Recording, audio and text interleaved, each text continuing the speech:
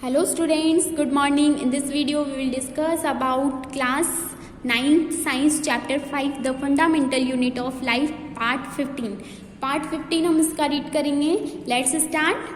Prokaryotic and eukaryotic cells. Last session में हमने nucleus के बारे में रीड किया था, न्यूक्लियस और क्रोमोसोम्स के बारे में. नेक्स्ट हम प्रोकैरियोटिक और यूकैरियोटिक सेल्स के बारे में रीड करेंगे. You know that nucleus is the most important part of the cell. आप ये जानते हैं कि जो न्यूक्लियस होता है वो सेल का एक मोस्ट इम्पॉर्टेंट पार्ट होता है. In plants and animals generally all cells, यानी प्लांट्स और एनिमल्स में सामान्यतः जो सभी कोशिकाएं होती हैं have a well defined nucleus.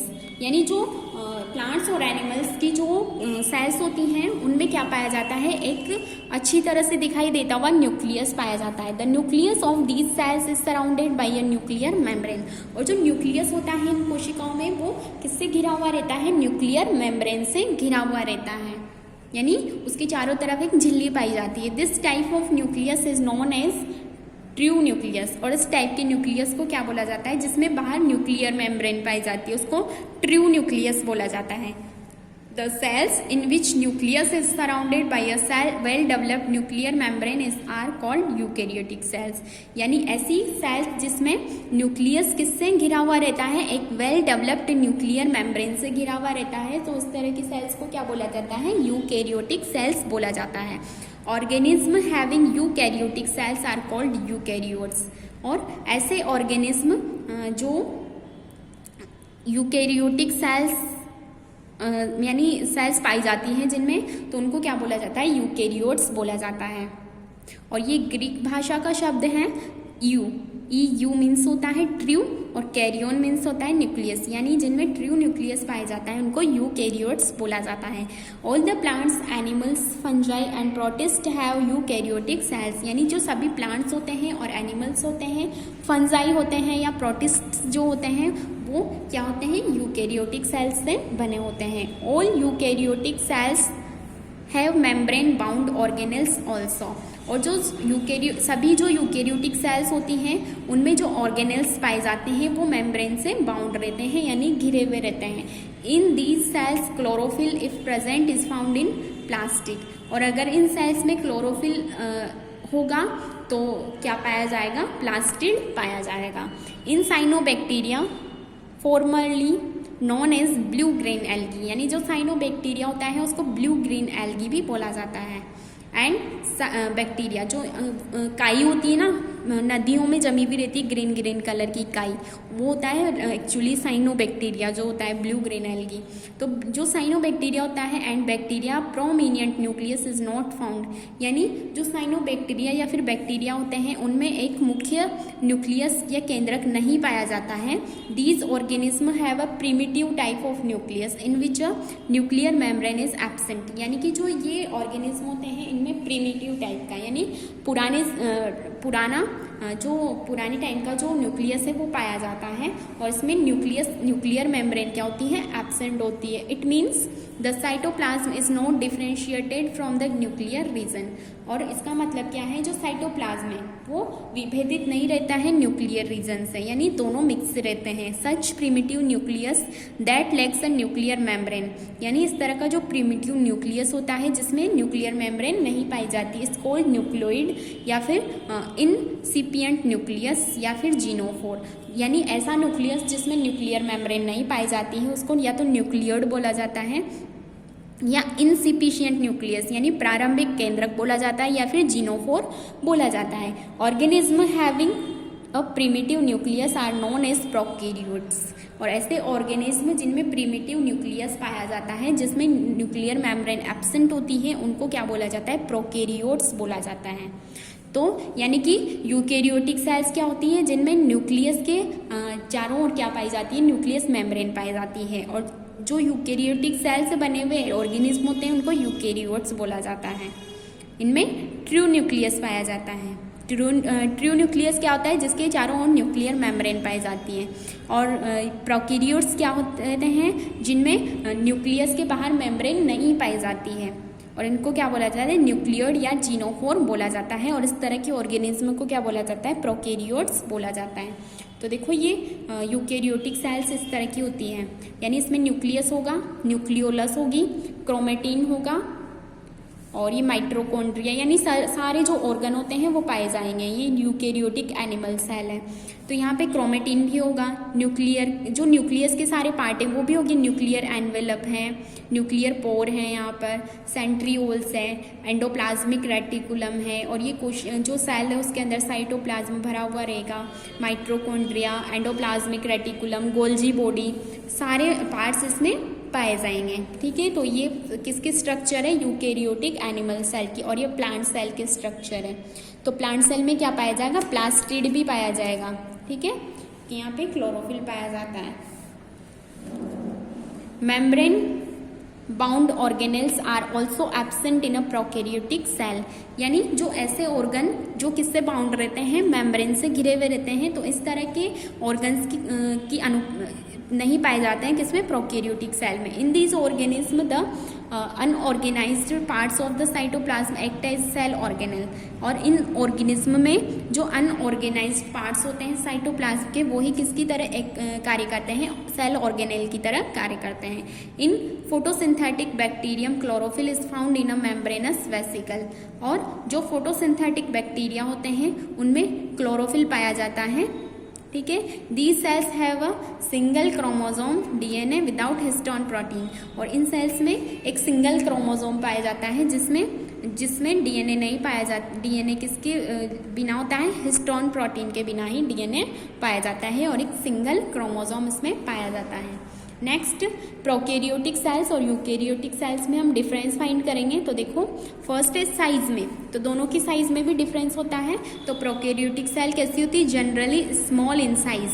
तो प्रोकैरियोटिक सेल कैसी होती है, साइज में स्मॉल होती है, यानी 1 to 10 माइक्रोमीटर इसकी साइज हो सकती है। और 1 माइक्रोमीटर में कितने मीटर होते हैं, 10⁻⁻6 मीटर होता है। ठीक है, तो बहुत ही छोटी साइज की होती है कौन, प्रोकैरियोटिक सेल, 1 to 10 माइक्रोमीटर। लेकिन जो यूकेरियोटिक सेल होती है जनरली लार्ज, 5 to 100 माइक्रोमीटर। यानी जो यूकेरियोटिक सेल होती है वो उसकी साइज कितनी होती है, जनरली 5 से 100 माइक्रोमीटर तक होती है। सेकेंड डिफरेंस है न्यूक्लियर और region not clear and devoid of nuclear membrane. यानी प्रोकैरियोटिक सेल जो होती हैं उनमें जो न्यूक्लियर रीजन होता है वो क्लियर नहीं होता है, क्योंकि इसमें न्यूक्लियर मेम्ब्रेन एब्सेंट होती है। This region is known as nucleoid. और इस क्षेत्र को क्या बोला जाता है, न्यूक्लियोइड बोला जाता है। It represents a primitive type of nucleus. और ये किसको रिप्रेजेंट करता है, एक पुराने टाइप के न्यूक्लियस को रिप्रेजेंट करता है। जबकि यूकेरियोटिक सेल में क्या होता है, is very well defined and nucleus is surrounded by a double layered membrane. It presents true nucleus. यानी जो यूकेरियोटिक सेल होती है उसमें ट्रू न्यूक्लियस प्रेजेंट होता है, जिसके चारों ओर डबल लेयर्ड मेम्ब्रेन पाई जाती हैं। Next, chromosome. तो प्रोकैरियोटिक सेल में सिंगल क्रोमोसोम पाया जाता है, जबकि जो यूकेरियोटिक सेल होती है उसमें बहुत सारे क्रोमोसोम्स पाए जाते हैं। नेक्स्ट, मेम्ब्रेन बाउंड और ऑर्गेनेल्स यानी आर एब्सेंट। यानी इसमें जो प्रोकैरियोटिक सेल में जो ऑर्गन्स होते हैं उनमें मेम्ब्रेन नहीं पाई जाती है। यूकेरियोटिक सेल में membrane bound cell organelles are present. यानी जो इसमें यूकेरियोटिक सेल में जो भी ऑर्गन्स पाए जाते हैं वो क्या रहते हैं, मेम्ब्रेन से घिरे हुए रहते हैं। नेक्स्ट है राइबोसोम। तो प्रोकैरियोटिक सेल्स में राइबोसोम 70S टाइप के होते हैं और यूकेरियोटिक सेल में दोनों ही टाइप के होते हैं, 80S और 70S। ये इनकी यूनिट्स होती है राइबोसोम की। तो 70S और 80S होता है। तो 70S किस में पाया जाता है, प्रोकैरियोटिक सेल में, और 80S और 70S दोनों किस में पाए जाते हैं, यूकेरियोटिक सेल में पाए जाते हैं। नेक्स्ट डिफरेंस है हिस्टोन प्रोटीन्स आर एब्सेंट। यानी प्रोकैरियोटिक सेल में हिस्टोन प्रोटीन नहीं पाई जाती है। यूकेरियोटिक सेल में along with DNA histone proteins are found in chromosomes. यानी इसमें यूकेरियोटिक सेल में क्रोमोसोम के अंदर जो डीएनए होता है उसके साथ क्या पाई जाती है, हिस्टोन प्रोटीन भी पाई जाती है। नेक्स्ट लास्ट डिफरेंस है एग्जाम्पल। तो प्रोकैरियोटिक सेल के एग्जाम्पल क्या है, बैक्टीरिया, साइनोबैक्टीरिया। और यूकेरियोटिक सेल के एग्जाम्पल क्या है, animals, plants, fungi and protista. ठीक है। तो साइज में डिफरेंस होता है। न्यूक्लियर मेम्ब्रेन किस में पाई जाती है? यूकेरियोटिक सेल में पाई जाती है, जबकि प्रोकैरियोटिक सेल में नहीं पाई जाती है। Next is cytoplasm. Cytoplasm is a jelly-like fluid laying between the plasma membrane at the nucleus. It contains various organelles and cell inclusions. यानी जो साइटोप्लाज्म होता है, साइटोप्लाज्म क्या होता है? सेल के अंदर जो भरा हुआ फ्लूइड होता है उसको साइटोप्लाज्म बोला जाता है। तो cytoplasm is a jelly like fluid. कैसा होता है? जेली के लाइक फ्लूइड होता है, laying between the plasma membrane at the nucleus. और किस किस के बीच में पाया जाता है? Plasma membrane. प्लाज्मा मेम्ब्रेन क्या होती है? ये वाली जो मेम्ब्रेन है, प्लाज्मा मेम्ब्रेन, और जो न्यूक्लियस, ये न्यूक्लियस। तो इन दोनों के बीच में क्या पाया जाता है? साइटोप्लाज्म भरा हुआ रहता है। ये जो लिक्विड भरा हुआ है ना, इसमें ये क्या है? साइटोप्लाज्म भरा हुआ है न्यूक्लियस और सेल मेम्ब्रेन के बीच में। It contains various organelles and cell inclusions. यानी इसमें क्या क्या होते हैं? बहुत सारे ऑर्गन्स पाए जाते हैं। The cytoplasm is nearly transparent and is also known as cytosol और साइटोप्लाज्मिक मैट्रिक्स और हाइलोप्लाज्म। यानी जो साइटोप्लाज्म होता है वो कैसा होता है? बहुत ही ज़्यादा ट्रांसपेरेंट, पारदर्शी होता है। यानी इसमें आर से पार दिख जाता है, आर पार दिख जाता है। और इसको क्या बोला जाता है? साइटोसॉल या फिर साइटोप्लाज्मिक मैट्रिक्स या फिर हाइलोप्लाज्म बोला जाता है। It is found between the cell organelles. और ये कहाँ पर पाया जाता है? कोशिक जो सेल ऑर्गन होते हैं उनके बीच में पाया जाता है। The organelles compartmentalize cytoplasm so that special function can be performed in special compartments और चैम्बर्स। यानी जो जो ऑर्गेनल्स होते हैं वो कंपार्टमेंट्स में बटे हुए रहते हैं, और इसलिए जो कंपार्टमेंट्स होते हैं या चैम्बर्स होते हैं वो स्पेशल फंक्शन परफॉर्म करते हैं। Nucleus and cytoplasm together form the protoplasm. और न्यूक्लियस और साइटोप्लाज्म को दोनों साथ में क्या बोला जाता है? दोनों को प्रोटोप्लाज्म बोला जाता है। फंक्शंस क्या होते हैं साइटोप्लाज्म के? देखो, it provides raw materials to various cell organelles for their functioning. यानी बहुत सारी जो सेल्स होती हैं उनको, सेल ऑर्गेनल्स को क्या करता है? ये कोई भी कार्य करने के लिए रॉ मटेरियल प्रोवाइड करता है। नेक्स्ट है, it helps in exchange of materials between various cell organelles and also with ECF. यानी ये मटेरियल्स के एक्सचेंज में हेल्प करता है। It is the site of metabolic reactions of the cell. और इसमें क्या होती है? मेटाबॉलिक रिएक्शन होती है सेल की। It distributes the nutrients, metabolites, enzymes and other substances in the cell। और सेल के अंदर जो न्यूट्रिएंट्स, मेटाबोलाइट्स या एंजाइम होते हैं उनको डिस्ट्रीब्यूट कौन करता है? Cytoplasm. Next, streaming of cytoplasmic matrix serves many function in the cell. और जो साइटोप्लाज्मिक मैट्रिक्स या साइटोप्लाज्म होता है उससे जो सेल होती है वो बहुत सारे फंक्शन परफॉर्म करती है। The unit membrane plays a significant role in making various small chambers or compartments in the cytoplasm। यानी जो यूनिट मेम्ब्रेन या फिर जो सेल मेम्ब्रेन होती है वो एक महत्वपूर्ण भूमिका निभाती है किसमें? विभिन्न प्रकार के छोटे छोटे चेम्बर्स या कंपार्टमेंट्स बनाने में। किसके अंदर? साइटोप्लाज्म के अंदर। Example of viruses do not have cellular structures. यानी जो वायरस होते हैं, explain of viruses can explain the significance of cell membrane. यानी वायरस को अगर हम एक्सप्लेन करते हैं तो हमें क्या पता चलता है कि सेल मेम्ब्रेन का सिग्निफिकेंस यानी महत्व क्या होता है। Viruses do not have cellular structure. यानी जो वायरस होते हैं उनमें कोशिकीय संरचना या सेलुलर स्ट्रक्चर नहीं पाई जाती है। दे डू नॉट हैव मेम्ब्रेन्स, और इसमें ना ही मेम्ब्रेन्स पाई जाती है। देयरफॉर इसलिए viruses behave like inert material outside the cell. और इसीलिए जो वायरस होते हैं वो कोशिका के बाहर जब रहते हैं तो किसकी तरह व्यवहार करते हैं? इनर्ट मटीरियल यानी अक्रिय पदार्थ के रूप में कार्य करते हैं। कौन? वायरस। किसके बाहर? सेल के बाहर। You know viruses can multiply inside a living cell only. और आप ये जानते हैं कि जो वायरस होते हैं वो केवल लिविंग सेल के अंदर जब रहेंगे तभी क्या करेंगे? मल्टीप्लाई करेंगे यानी गुणन करेंगे। They do not exhibit any characteristic of living organism till they remain outside the living cell. और जब ये सेल के बाहर की तरफ होंगे तो इनमें कोई भी कैरेक्टरिस्टिक इसका नहीं दिखेगा, यानी कोई भी लक्षण नहीं दिखाई देगा। When they enter a living cell, जब ये लिविंग सेल के अंदर प्रवेश करते हैं, they capture its cellular machinery and start showing signs of life. और ये क्या करते हैं, उनके जो सेल की जो सेलुलर मशीनरी होती हैं उसको कैप्चर करते हैं, उसको लेते हैं और क्या करते हैं, जीवित होने के साइन बताते हैं। जबकि जब ये आउटसाइड ऑफ सेल होते हैं तो क्या होते हैं, डेड माने जाते हैं, यानी मृत होते हैं, ठीक है, अक्रिय होते हैं। तो जो साइटोप्लाज्म होता है वो एक जेली लाइक फ्लूइड होता है और इसके जो फंक्शन होते हैं वो हमने यहाँ पर रीड करे। और जो वायरस होता है वो केवल लिविंग सेल के अंदर ही अपने आप को शो कर पाता है। जब वो सेल के बाहर होता है तो क्या होता है, इनर्ट मटेरियल के रूप में पाया जाता है, अक्रिय पदार्थ के रूप में व्यवहार करता है। नेक्स्ट है सेल ऑर्गेनेल्स, यानी सेल के अंदर पाए जाने वाले जो ऑर्गन्स हैं वो।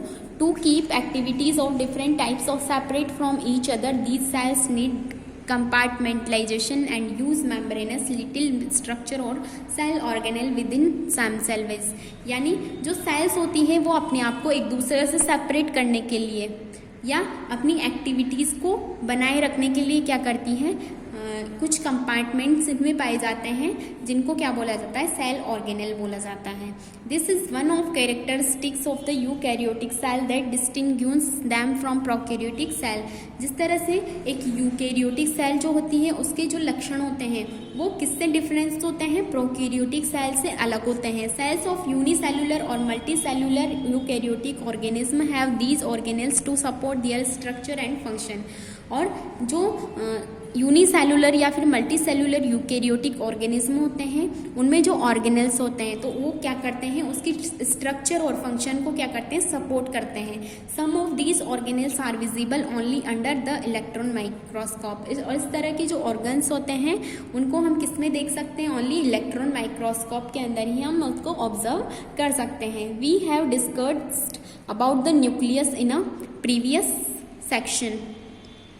और हमने अभी जस्ट पहले किसके बारे में डिस्कस किया, प्रीवियस सेक्शन में न्यूक्लियस के बारे में रीड किया। Some other important examples of cell organelles are endoplasmic reticulum, Golgi apparatus, lysosome, mitochondria, plastid and vacuoles. They are important because they carry out some very crucial function in the cell। यानी जो nucleus है वो तो cell का main cell organelle है। इसके अलावा कौन कौन से हैं, ER यानी एंडोप्लाज्मिक रेटिकुलम है, गोल्जी apparatus है, लाइसोसोम है, माइटोकॉन्ड्रिया है, प्लास्टिड है, वैक्यूल है। तो ये क्या है, इम्पोर्टेंट पार्ट्स होते हैं जो क्या करते हैं, सेल्स के बहुत ही इम्पोर्टेंट फंक्शंस को परफॉर्म करते हैं।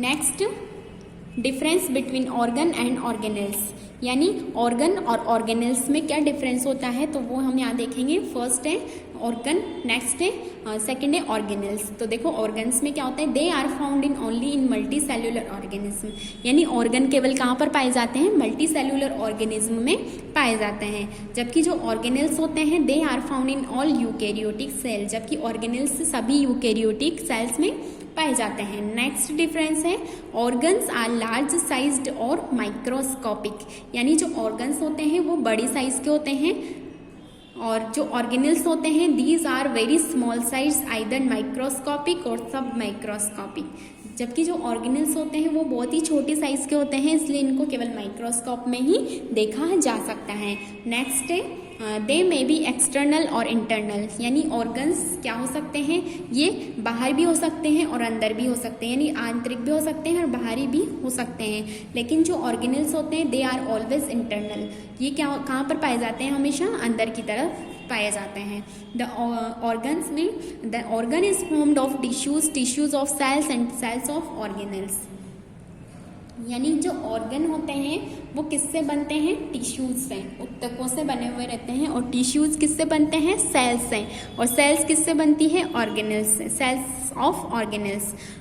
तो और ऑर्गेनेल्स क्या होते हैं, an organelle is made up of micromolecules and macromolecules, यानी जो ऑर्गन होते हैं वो तो किससे बनते हैं, टिश्यूज से बने होते हैं। और टिश्यूज किसका ग्रुप होता है, सेल्स का ग्रुप होता है।